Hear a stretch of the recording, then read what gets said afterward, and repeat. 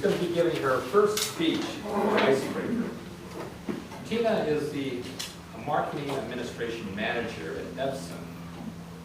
The title of her speech is My Daughter Joy. She ponders, sometimes you get so attached to your pet that it becomes part of you. She ponders, what if she can understand dog language? Would that make her a better mother or friend?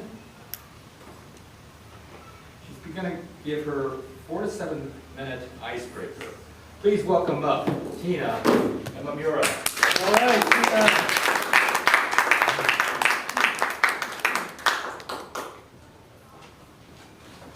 Thank you, everybody. And I will talk about my daughter Joy with 4 legs. And I talked about her briefly about a couple of weeks ago. Do you remember what kind of dog I had? Poodles and black. I have been always dog lovers. And I almost always have 2 dogs, black and white. Friend called them salt and pepper. And I always believe in zero population for dog special breeding because there are lots of dogs, cat, other animals in shelters. All are negligence from owner of the pet. Irresponsible. So I really feel so sad to see those people. So I visited many shelters after Jamie, who was white Maltese, died. Or I'm sorry, black terrier died. So white Maltese was alone by herself, but I needed the dog with certain requirements. Size should be small because I have small backyard. And should be female, so Jamie was female. And I find out the female dog get along with the female and easier to train. And she has to be about a year or 2 years old because I wanted to train her, and it's easier to train when dog is smaller. You know, it's all saying, it's hard to teach a new tricks to old dog or old people, the same things. So my effort to find dogs for shelter with my specification was almost impossible. And I tried and tried, but I couldn't find them.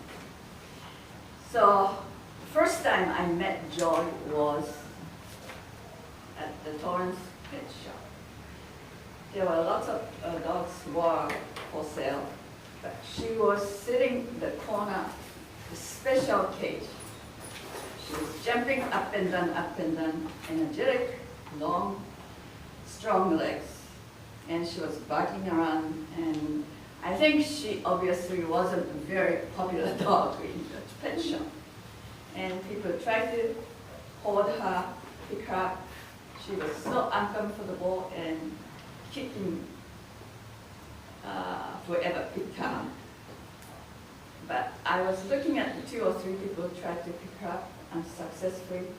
I decided to pick her up. Funny things happened.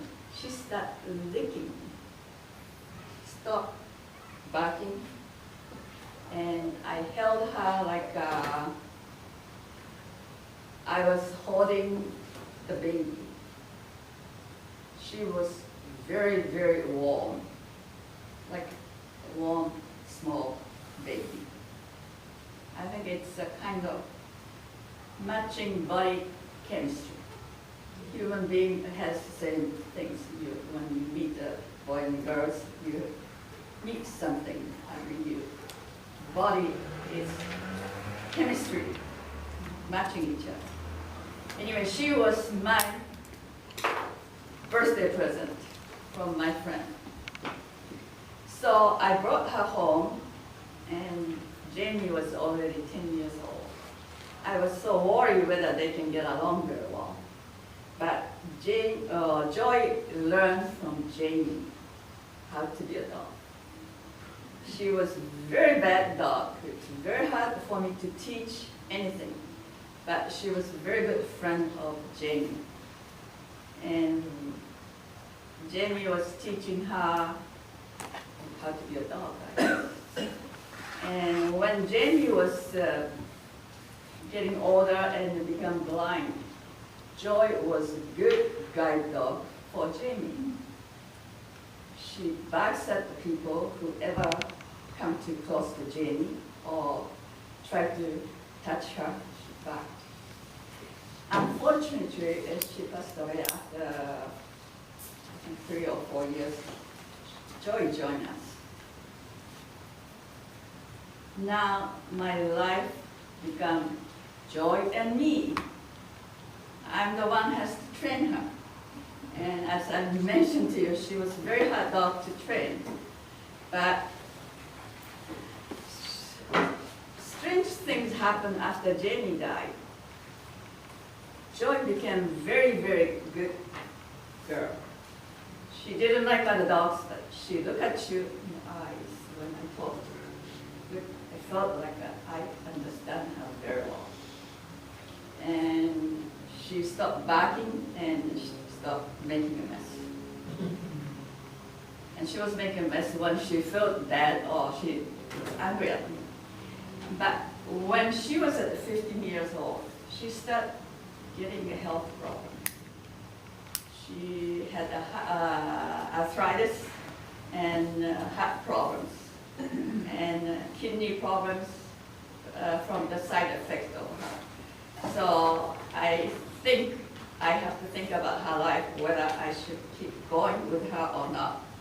And somehow she knew her life was, and she stopped eating and drinking last 10 days. And so she flew out from my arm with a big smile about 3 weeks ago. And I had a great 19 years with her. Thank you. All right.